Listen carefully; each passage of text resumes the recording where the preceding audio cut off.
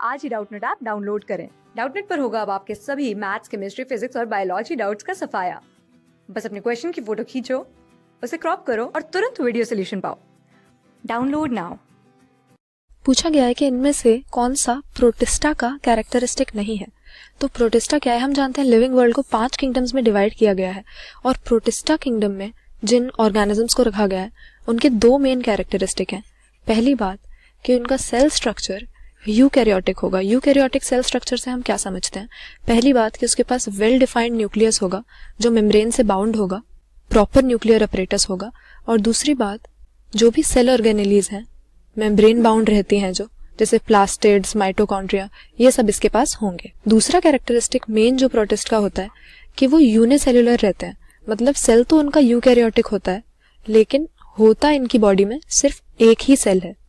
अब कई बार कॉन्स्पिक्यूअस होते हैं प्रोटोजोअन के मेंबर्स, तो ऐसा इसीलिए है क्योंकि वो कॉलोनी में रह सकते हैं या फिलामेंटस स्टेट में रह सकते हैं, इसीलिए बहुत सारे इकट्ठे हो जाते हैं तब वो कॉन्स्पिक्यूअस हो जाते हैं। लेकिन एक सिंगल ऑर्गेनिज्म जो होता है वो यूनिसेल्युलर ही होता है।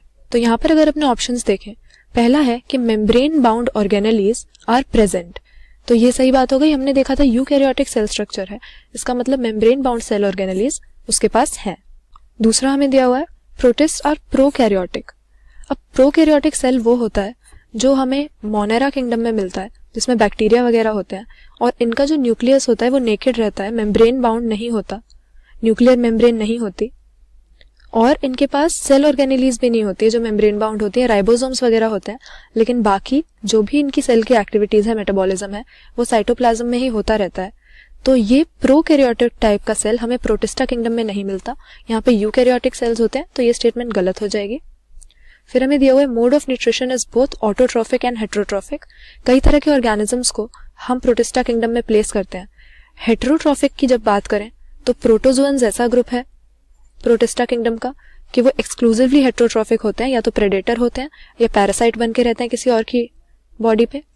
और ऑटोट्रॉफिक ऑर्गेनिज्म भी इसमें बहुत हैं, जैसे डायटम्स हो गए, डायनोफ्लैजेलेट्स हो गए और यूग्लेनॉइड्स हो गए। इनके पास प्लांट्स की तरह ही फोटोसिंथेटिक पिगमेंट्स होते हैं और सनलाइट की प्रेजेंस में ये फूड सिंथेसाइज करते हैं। तो ये दोनों तरह के न्यूट्रिशन के मोड हमें मिलते हैं और कभी कभी तो सेम ऑर्गेनिज्म में भी दोनों हमें मिल जाते हैं। तो ये स्टेटमेंट हमारी यहाँ पर सही है। और फिर कह रहा है सम प्रोटिस्ट हैव सेल वॉल।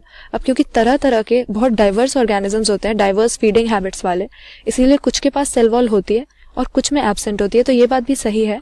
यहाँ पर हमसे पूछा है कि कौन सी स्टेटमेंट गलत है, कौन सा कैरेक्टर नहीं है प्रोटिस्टा का, तो हमारा आंसर हो जाएगा प्रोटिस्ट आर प्रोकैरियोटिक। ये यहाँ पर गलत है because in protista kingdom eukaryotic organisms are found, तो prokaryotic cells are not a character of protista.